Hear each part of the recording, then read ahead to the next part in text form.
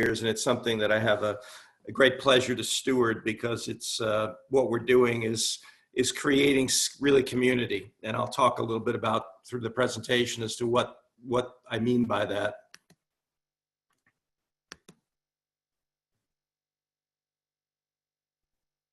I forgot to mention one thing, Keith. I hope you don't mind if I interject just for a second. Yeah, go.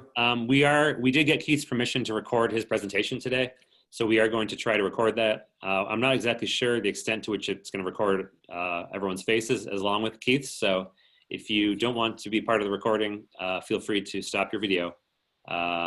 Just wanted to mention that. Okay. Great. Now I'm just fumbling to figure out what Frank and I did to make sure this shows.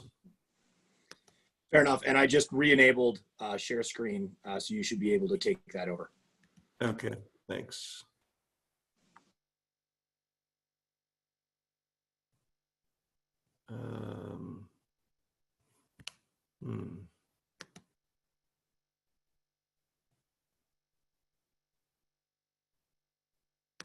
I think this should do it.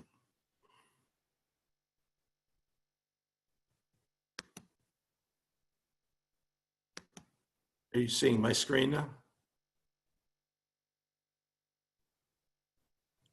I'm only seeing you, Keith. Okay.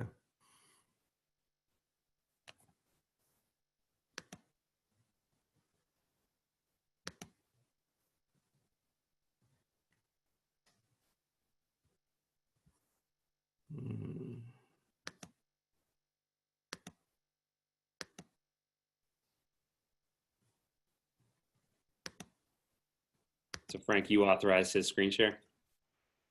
Oh, great. We're in business. Better. See it now?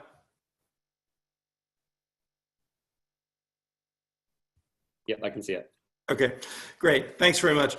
And so there's this parallelism between what happens in open source technical collaboration and patent collaboration that's increasingly emerging, and more generally intellectual property collaboration, to ensure that people recognize that open source is really a social movement. It's about collaborative development, increasing innovation, and really kind of a manifest destiny of an idea that was talked about a lot in the 90s about co-opetition. We cooperate to compete more effectively, and open source is probably a very good model for that, where companies come together. Very often they're competitors. They work together, produce core code, and then that core code is adopted and used under a set of rules. Copyright is one of the first elements of intellectual property that's involved, because there's a whole series of licenses that compliance managers inside companies help to untangle and ensure that a company, when it puts out a product, understands the component elements in terms of code that are used. And then there's also a patent component. And I'm managing an organization that socializes this networking idea of companies coming together. And the general concept that I'll talk about that's part of everything OIN does is that where we collaborate and want to be able to be free to adopt without fear of litigation as a result of kind of this project-based innovation that occurs in the community and around the world, we shouldn't be suing each other. The rest of the intellectual property landscape is very much as it was, where we're constantly companies are looking to innovate and find places where they can differentiate their products and services. They use patents to do that. OIN is very much a pro-patent organization. We are looking always to support higher quality patenting. I'll talk about some of the ways that we do that. But essentially, Linux is very much unbranded. Everything that we do, every electronic touch that we have is pretty much enabled by Linux. If you have a Chromebook, that runs on the Linux kernel. Self-driving vehicles, whether it's the Apollo platform that is being produced in China by Baidu, or whether it's a platform in the US, Europe, or North Asia they're all running on Linux. Every Google search that you do runs on Linux. Every time you take money out of an ATM machine, every time you're on social networking, pretty much every stock exchange and commodities exchange in the world runs on Linux. Air traffic control systems, the lights that we cross at, all cloud platforms, whether it be a North American platform like Amazon or Google, or Red Hat / IBM or Microsoft, they're all running to some degree on Linux. Even if you have an iOS phone, Apple is obviously a proprietary platform, but there's a significant amount of open source code that is part of the iOS platform, even though it doesn't run technically on the Linux kernel. So it's kind of all around us. It's every part of every day in terms of our engagement with each other, our engagement with content, and it's quite important, even if it's not branded particularly well. It's really part of, open source is really part of a global movement toward increased software centricity. There aren't many companies that in the next 5 years are going to define themselves as being hardware companies. Almost every company in the world is differentiating and building more and more software into their products.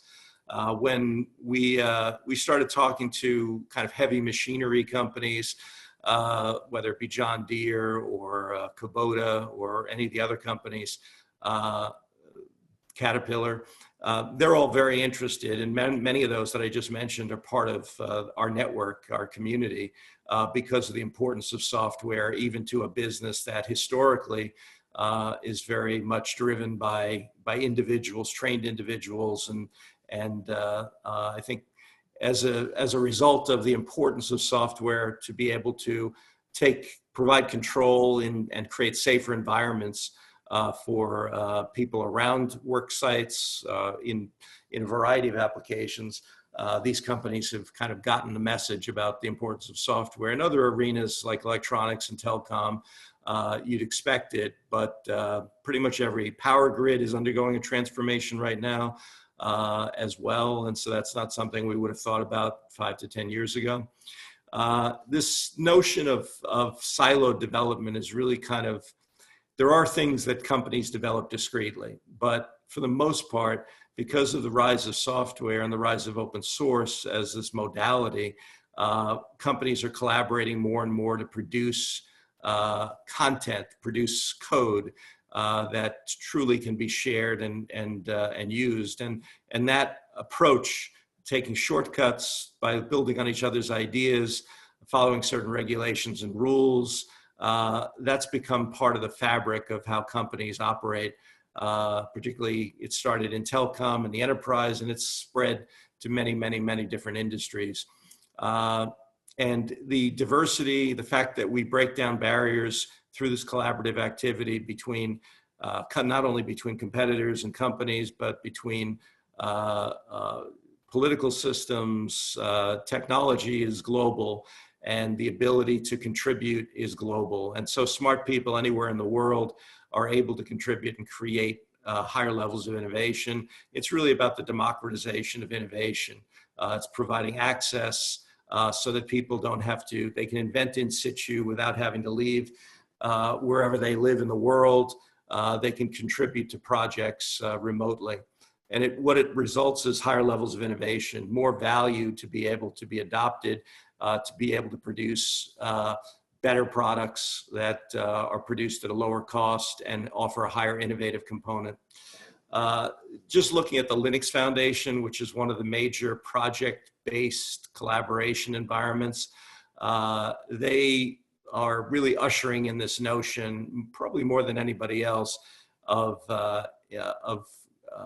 project-based innovation. The idea that we can come together on a variety of technologies. The Open Container Initiative, there's not many companies in the world that don't use Google's gift to the world, which is Kubernetes. And Docker is another platform that is rolled up into that. Hyperledger, which includes the development of application-specific blockchain code, primarily for ledgering within and anti-fraud mechanisms within the banking and financial services world, but that code is actually being used all over the place. The automotive grade Linux, it's changing the digital DNA of vehicles so that you have, in the beginning, you have the cabinet of the future being redesigned around open source and utilizing Linux kernel to be able to do that through this AGL operating system. But ultimately, over the next 5 to 10 years, you'll see all mission critical applications running on the common platform inside a vehicle. And they're OPNFV, ONAP, Open Daylight, those are all major networking projects that have strong advocacy and support from most of the major telecom carriers in the world, AT&T being one of the more aggressive and passionate in supporting open source in the networks. And so it's a whole variety of environments, the cloud, security, networking, mobility, all projects where companies come together, 10, 15, 20, 200 companies coming together, produce next generation code that everybody can share and adopt. This idea of co-opetition, as I said, kind of came about from game theory in 97, is the notion that of collaborative development, that we're going to get a higher, a greater result in terms of interesting technology that can be used if we open the barriers between companies and allow for this collaborative development. And that's really where the power of open source is the how of it is where the interest is. It's not what it produces today or tomorrow, but it's what it has the potential to produce. And Linux is obviously the most important project and the largest project in terms of the number of commits, the number of code contributions, and the number of adopted elements of code that are in products. But there are many, many, many other projects, and reuse of code is one of the important things. You have constant reuse of code from one project to the next for different applications, because it's an environment that's very practical. And what's happening with patenting in this context is that you see people recognizing, I mean, we looked at, we have over 3,300 companies in our community and growing, but we looked at Motorola and looked at their inventing activities in the 90s versus the 2000s. And it was a stark contrast. Right around 99, 2000, 2001, Motorola started to move very aggressively toward utilizing and adopting open source code in its products. And its invention activities shifted. They're much less low in the stack inventing, much more high in the stack inventing on look and feel, GUI. And they also recognized in that time that, that companies that were really not that creative, but that were eating their lunch with a lot less of a technology component and a lot less R&D. At that time was Nokia, had really kind of had a major impact on Motorola during the late 90s. And so Motorola's, I think, market share went from 35% in 96 down to a fraction of that by 2001. And so we're seeing similar kinds of trends in companies across multiple industries as intellectual property departments start to work more closely around this concept to be able to understand where differentiation can truly be found and where it can't be found, and where there's this compact that companies are forming with each other around the notion that where we collaborate, we shouldn't be suing each other. And it's altering the intellectual property landscape, but it's certainly not in any way is it damaging the ability to find differentiation and innovation through the use of the patent system.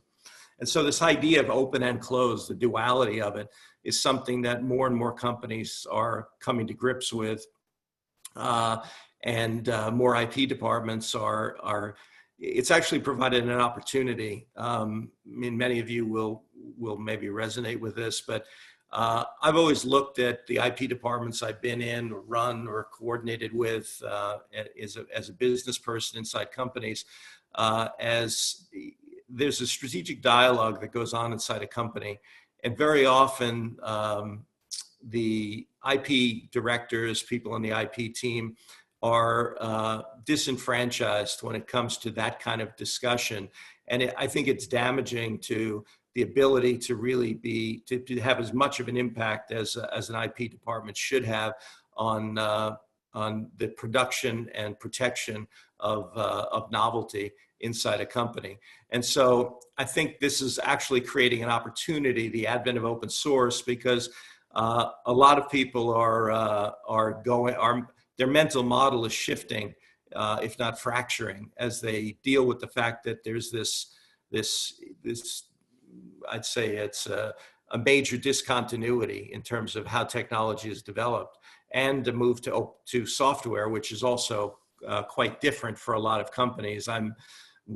Someone who worked for me is now heading open source for Daimler, and Daimler is a very traditional kind of classic hardware company that is in the middle of a very difficult and painful transition, and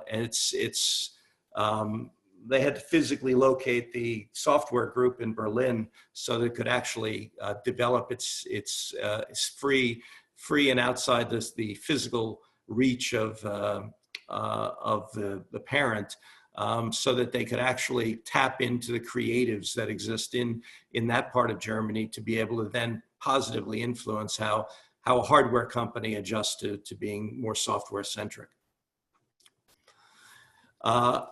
Just to put OIN in context, OIN was the first, just 15 years ago, it was founded, and then AST, RPX, Unified, LotNet.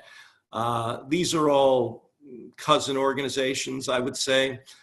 With some, we share specific DNA, like since Google founded LotNet, we've shared just about everything.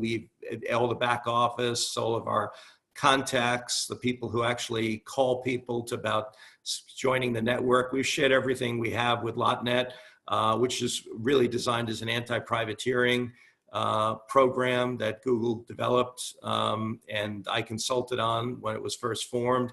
And so, we work with them on a shared DNA basis, very collaboratively. We have very good relationships with RPX and AST. We've purchased patents from AST in the past through their process of disposing of patents out into the community.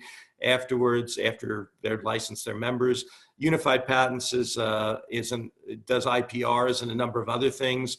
We announced in November of last year that we, Microsoft, IBM, and the Linux Foundation would be funding and founding the open source zone to be able to target poor quality patents that read on open source and Linux functionality that are held by non-practicing entities.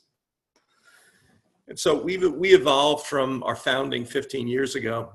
IBM, I think it's safe to say that IBM's prides itself on being creative, clever, thoughtful, and taking a long view where intellectual property is concerned, and being acutely focused on quality, which is kind of always an overlay of what we think about and how we look at the world. IBM got together with Red Hat and SUSE, which was Novell at the time, because those were the two major platforms. The two, Red Hat Enterprise Linux and SUSE, really served as the foundational commercial positioning for open source and for Linux in particular to expand. IBM was not a stranger in the mid 2000s to open source.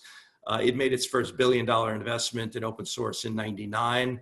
And it was a thought leader at that time and still is in open source. It recently purchased and closed its acquisition of Red Hat. So IBM, Red Hat, SUSE got together and then brought in Philips, Sony, and NEC and developed the notion, the model that I'm essentially proselytizing to the world, socializing, and creating community around. Later in 13 and 16, Google and Toyota came in and became funding members. It's a very unusual organization because we rely on the funding members. We don't have a business model.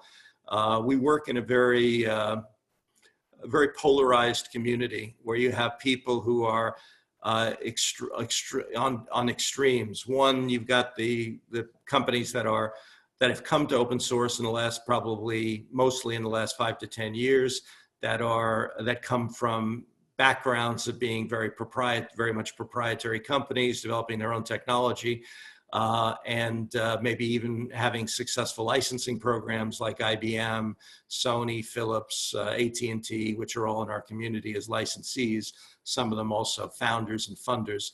So these companies had the wherewithal to be leaders. They funded this entity to the tune of $20 million each. And have supported OIN with additional capital and to enable us to be able to create community, to create a network of companies committed to that general fundamental idea that where we collaborate, we shouldn't sue each other, and elsewhere, you know, the normal rules around intellectual property use and monetization apply. So we actually have 3,300 companies now that are part of the community, some of the largest companies in the world and some of the smallest companies in the world. I'll show you a kind of a sample of some of these companies in a little bit. They own over 3 million patents and applications. All of them are subject to potential cross-license, but in point of fact, a very few of them are actually in the cross-license because we didn't set this up, and IBM certainly didn't set this up to hollow out people's patent portfolios. They set it up to ensure that this collaborative model can sustain, and no one could utilize patents to slow or stall the progress of Linux in at least core Linux functionality and core open source functionality. We own ourselves over 1,300 patents and applications. We've spent $100 million acquiring those patents and developing portfolios. We do a variety of things. I'll talk a bit about it later, but you know, we were one of the largest filers in the first 3 years of the American Invents Act of pre-issuance submissions, attacking poor quality patents and providing prior art from our own internal team and from the community, the open source community, to ensure that poor quality, overly broad patents didn't get granted as filed, and that claim scope diminution at the very least, if not outright rejection, occurred, so that we could focus on, again, that notion of quality. We're very supportive of the patent system. We're not supportive of overly broad patents that create subluxations or bottlenecks that then choke innovation. We have 2,800 packages. There's lots of things that are different about OIN than traditional cross licenses. And for number one, it's the largest global cross license in history, largest patent non-aggression community in history. And it's that way because open source is such a kind of a revolutionary thing. And so we look at major projects of the world and then designate what should be included in the Linux system definition, and then vet it with the community with lots of companies. This process takes a minimum of 18 months, sometimes 2.5 years. I think we've gone in between updates. Linux and open source are moving, so we have to expand the scope of the Linux system definition. There aren't many licenses that people sign that where the licensor can expand the scope of the cross-license obligation without approval of the individual licensee. And so trust is a very important factor. Normally, in a pre-COVID era, I was traveling anywhere from 260 to 300 days a year and meeting with companies, some of the largest companies in the world, and basically spending time with them, because if they're going to expose 40,000, 50,000, 60,000, 80,000 patents in the case of Canon, if they're going to expose those to potential cross-license. They want to better understand what our motivations are, where we fit, and in some sense that we are going to be a good caretaker of the obligation that they are making through becoming signatories in the OIN community. And so the Linux system definition is made up of these packages. It provides the scope, and I'll talk a little bit more about that. In our community right now, 41% is essentially where you expect it, I guess, in the Americas. But very importantly, because of our focus and also because of the rise of Asia Pacific companies in participation in open source over the last 10 years, we've grown significantly there and are very proud to have that larger percentage as members of our community. And EMEA is actually very significant as well. But when you further look below the surface, you see that we're also very successful in Latin America, particularly in small to mid-sized companies, companies that are innovative, that are software companies at their core. Probably 30% of this is just in Argentina, of the 18% of our total 3,300 company population. And so we're very focused on being a global company, global entity, and having reach that's very much tied into wherever innovation's occurring around the world. And so this is a representative sample of companies in various segments that are part of our community. Rakuten and Jio have perhaps the most advanced 5G networks that are operational right now, the most nimble networks. They both became live in the last year and a half.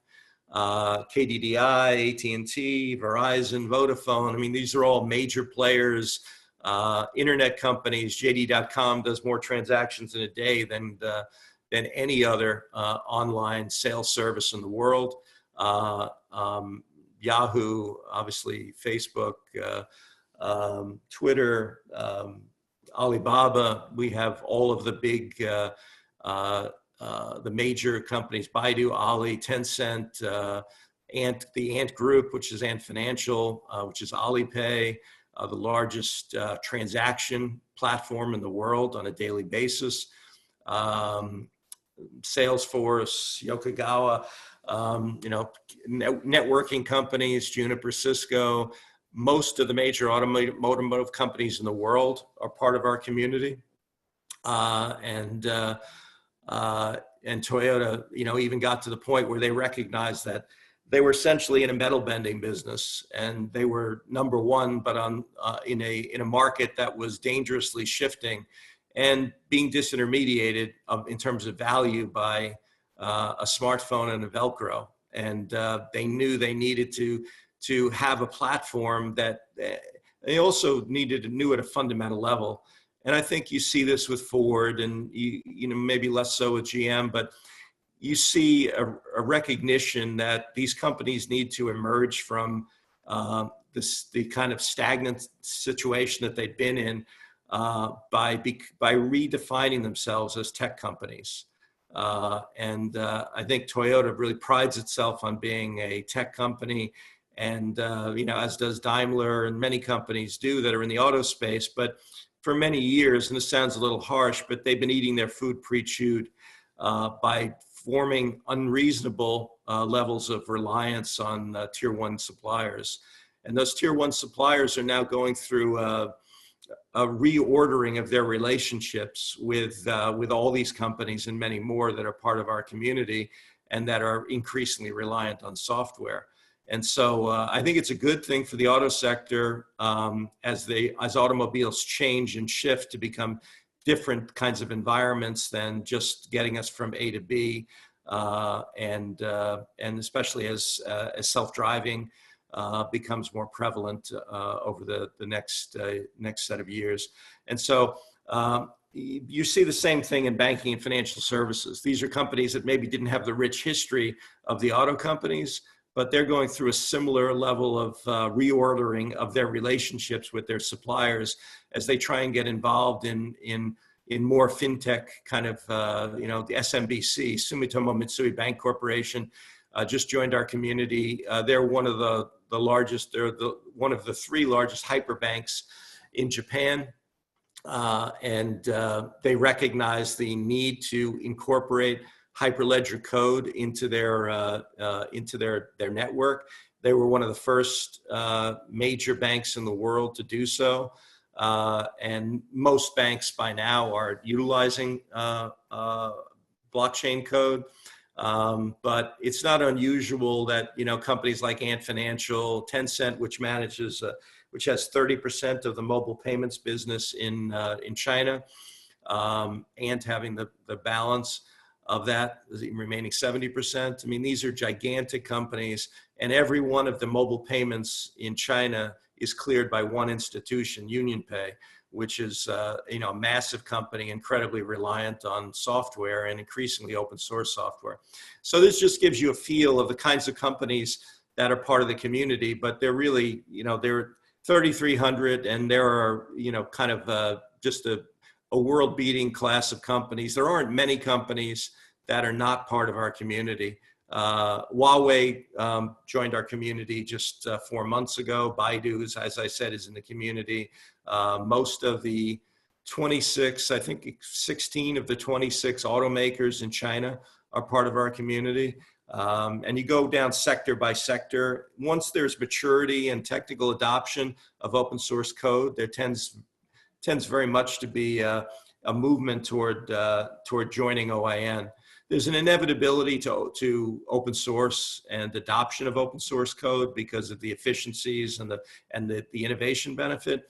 But there's also a decision was made, not to belabor this point, but decision was made 11 years ago by the Linux Foundation that it didn't just want to manage Linus. Linus Torvalds is the developer and inventor, launcher of Linux.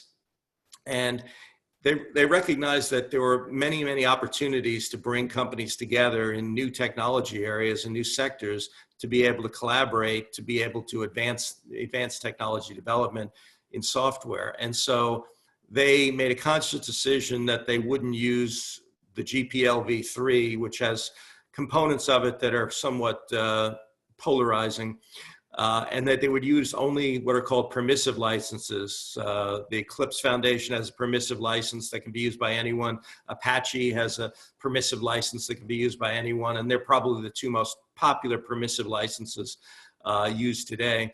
So they wanted to remove barriers to participation by large companies that maybe had a toe in the water in open source 11 years ago, but weren't major players.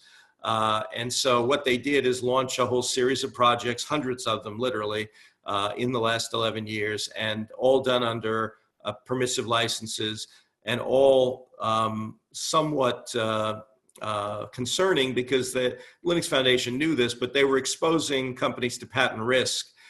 It placed increasing reliance on OIN to live in the slipstream of these entities, because they all these entities, Linux Foundation and all the others that are listed here, and many others that are project management foundations. The Chinese just launched Open Atom, which will now be managing projects as well. These are global projects. They won't be China-only projects, but a number of companies have already announced participation and a transfer of their projects that they've been incubating internally in their companies into Open Atom. So, I could add them to this list. We're looking at project management organizations that are largely creating new projects where companies are participating at high levels and contributing code and developing code. And then once code is designated as core by those projects during code releases, we then look at that code, work with the community to figure out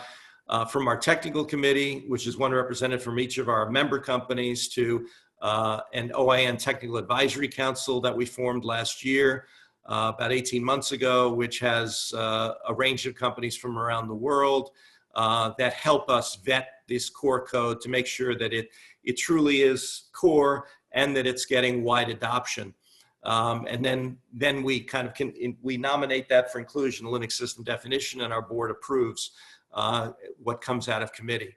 But it's, as I said, it's a very long process. It's 18 months at a minimum. Often it's 2 years, 2.5 years, because the most important thing we do is getting it right and making sure that we're doing what our mission is, which is to protect the core of Linux and open source, and not to be including appropriately proprietary technology that's a source of differentiation for companies in our community.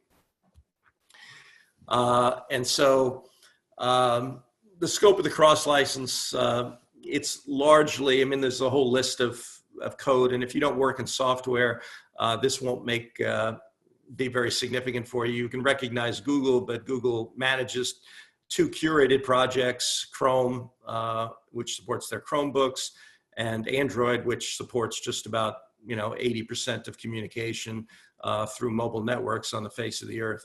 So those are 2 very important projects, and then there's many projects here that are listed that work in a variety of different areas and different segments of the community. Mostly it's common base packages. It's stuff that comes out of the Linux kernel. Then it's software engineering things, which allow us to create code. And then enterprise computing, because that's where the enterprise is which is the longest standing kind of environment in which open source has existed. And then we go to mobility, networking, security, cloud computing, the web, and other stuff. But it's basically, we're just following this pattern of looking at major project management organizations, working with the technical leads of the individual projects that they manage, and then including through a vetting process that core code in the Linux system definition to expand the scope of the cross-license obligation. So technical development and collaboration occurs in parallel with legal collaboration. The technical collaboration is occurring between companies in these projects, and then what OIN is doing is essentially facilitating legal collaboration, a collaboration that comes in the form of a license that supports patent non-aggression, limitations on litigation that makes sense for everyone concerned, and the notion of cross-license. This is an example of kind of an S-curve that shows you the maturity of certain projects. Linux is the mother of all projects and is responsible probably for 75% of everything we have in the Linux system definition. And then Android, Chrome, OpenStack, which is a significant cloud project, Open Container Initiative, which deals with containers and Kubernetes, automotive grade Linux, ONAP, and all the networking projects, Hyperledger, which I talked about, which is blockchain, and the LF Energy project, which is very important to really make our energy networks much more efficient, more software centric, and more effective in delivering and transferring energy on and off the grid. It's particularly easy in Europe, and that's where strides will be made soonest. The way the U.S. energy networks are architected, it's a bit more challenging to be as effective and efficient early on. Really, OIN's about building community. When I talk to companies about why they should participate, I'm talking to them about the fact that we're establishing a set of norms, a set of values. And I think as Microsoft, early on in our history, it's no secret that OIN was formed to deal with monolithic threats like Microsoft that were very antagonistic with their patent portfolio and with their rhetoric to open source, clinging to the idea that they could, without any argument, the most successful software company in the world, that they could hold out, that open source was an anomaly. It was not something that would be used in mission critical applications. It was not scalable. And so those arguments proved not to be correct.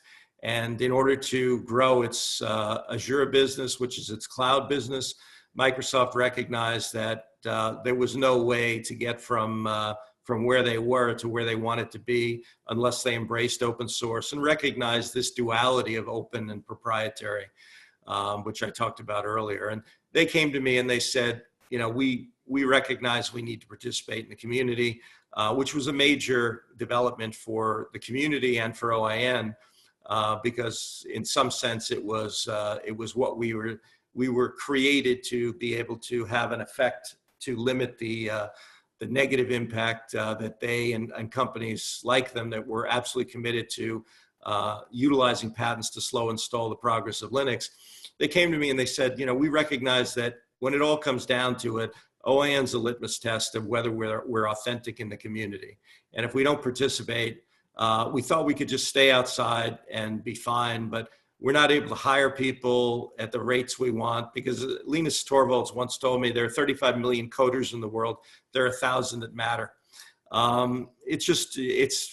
He's prone to I'd say exaggerate and to be highly critical. But the point is that I took from him is that there are only a certain number of truly talented coders and everybody wants to compete for them. And unless you position yourself as authentic within the community, it's not just joining OIN, but it's how you behave, how you participate in projects, how much you contribute back, a whole number of factors that coders observe. They have the choice of where they want to work, and they don't want to work in environments that have essentially morally bankrupt or detrimental kind of approaches to the open source community, because it's something, I won't say it's a religion, but it borders on a religion. Coders are committed to the values of the community, and OIN has really just established a set of values that are complementary to those that are critical to how people perceive their identity and value in the open source world. So OIN's free. I made the point earlier that we are funded by 8 companies, 7.5 companies, depends on how you want to characterize Red Hat. But we are living off of the funds that they provide. We avoid making money because this community is incredibly, at its polar ends, is extremely anti-patent, and no one should ever get any software patents, to extremely pro-patent. But the idea is, how do you basically bring everybody together in a common, kind of a common mission to support a common mission, if you will, that where we collaborate, we shouldn't be suing each other. Everywhere else, you know, normal rules apply. And so we don't get involved in the political or religious debate about software patents. We support the patent system, and we expect that through legislative reform, that, you know, in every environment of the world, that good patenting will be done, and it will continue to support innovation. So we license companies all over the world. They don't have to have patents at the time that we enter into an agreement, enter the license with them. They may develop patents at some point, which would then be subject to the cross-license. There's zero cost for participation. And in addition to providing access to the cross-license, to all the cross-license patents, we're also licensing our 1,300 patents and applications on a royalty-free basis. So we spent $100 million. We're offering this up for free. And a lot of those patents are highly relevant to companies because unlike the patents in the cross-license, which are gated and controlled by the Linux system, they're very Linux-centric and open source centric. What we invent was largely invented to have an arsenal to be able to allow companies to better defend themselves by allowing us to forward deploy assets to third parties, to deter litigation, or to allow them to more effectively manage litigation, which we did for Salesforce, and allowed them to manage when they were being sued on Linux related functionality and patents that were owned by Microsoft. We allowed them to more effectively manage their litigation, which made Mark Benioff happy and made the community happy, because they were not made an example of, because they had a relatively weak patent position at that point. We list everything on our website, all the patents we own, We don't have holding companies or cutouts or anything else. Everything is transparent. We have an online process for registration, for e-signing. We don't talk a lot about this on the website, but we're collecting and sharing prior art on a regular basis. I mentioned that we entered into this relationship with Unified Patents to found the open source zone. So we have pivoted since Microsoft joined 20 months ago. We have pivoted to focus more on non-practicing entity PAE risk than on operating company risk. And we're doing it in collaboration with Microsoft because it seemed fitting poetry to bring them in, and they were very supportive of doing the right thing. We're acquiring patents from patent antagonists periodically. We don't, most of it is just to keep it out of the hands of companies that would practice serial litigation. But we're constantly looking at what's available in the secondary market. We're inventing. A third of our portfolio is through Invention activity. And as I said, we utilize we did a lot in the first few years, and we're doing it in a more selective way now, utilizing the pre-issuance part of the American Invents Act. We file patents in front of where open source is going, so we do clearance. We are selling patents. So we'll purchase to clear, we'll invent to clear. We're selling patents on a very selective basis to companies at risk or in litigation. We've only had 4 sales in our history, so it's not designed to be a major source of revenue or to be done in a way that we want the patents to be useful. And because of eBay, eBay happened subsequent to the eBay ruling was subsequent to the founding of OIN. And so that changed what we felt we could do. We had to not be able to recognize we couldn't stand in the shoes of companies if we wanted to get an injunction, which is the only real way to motivate companies like Microsoft and others who are setting themselves up as antagonists. And we wanted to recognize that our assets could be useful to be able to level the playing field if and when Microsoft decided, and other companies decided, that they wanted to use patents to slow or stall the progress of Linux. Membership alone can be a deterrent. I think with some litigation, companies that were being asserted against and or sued by Microsoft on open source Linux grounds came to us, became a member, and it changed the tenor of the discussion with Microsoft because of our willingness to share our patent portfolio. The prior art assistance, we're doing that on a regular basis. That's actually increased dramatically in the last 2 years because PAE activity has increased. And so we're always tapped into the community, identifying potential threatening patents, while we try to usually, if it's an operating company, we try and bring them into the community, and then the patents become part of the cross license. But if they're a PAE, we have to take other measures like the unified relationship and like the tapping into of patents in the market that we'd like to neutralize.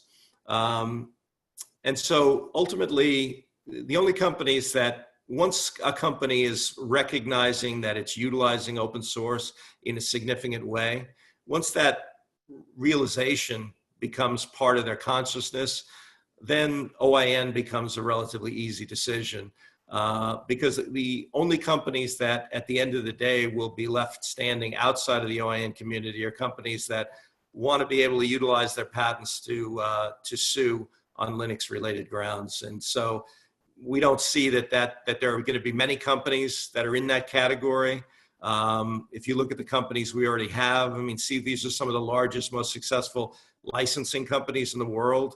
The IBMs, the Microsofts, the Huawei's, these are companies that don't treat lightly any kind of encumbrance on their patent portfolio. If they can recognize that this duality of open and proprietary and live with it, then we expect that all companies ultimately will recognize that the importance of participation, because the projects in which they're working expose them to a certain amount of risk, because generally the permissive licenses do not support strong patent control. And that's what why OIN's a natural complement with the trends over the last 11 or 12 years of an increasing number of open source, important open source projects being done under permissive licenses. So thank you very much for the opportunity to present. And any questions? We don't have much time now, but offline, just send me an email. I'm glad to respond, glad to get on a phone call. This is a process of kind of, this is a lot of information to take in, especially if you're not that familiar with software. Even if you are familiar with software, it may be that this hasn't been something that's in your consciousness. And so, it's part of a process of education, socializing, and acculturation at its core. So thank you.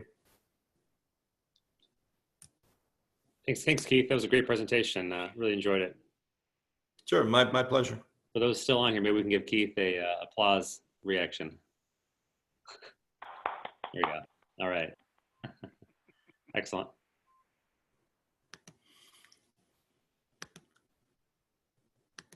So thanks again. Absolutely. Okay, take care. All right. Thanks a lot, Keith. Bye.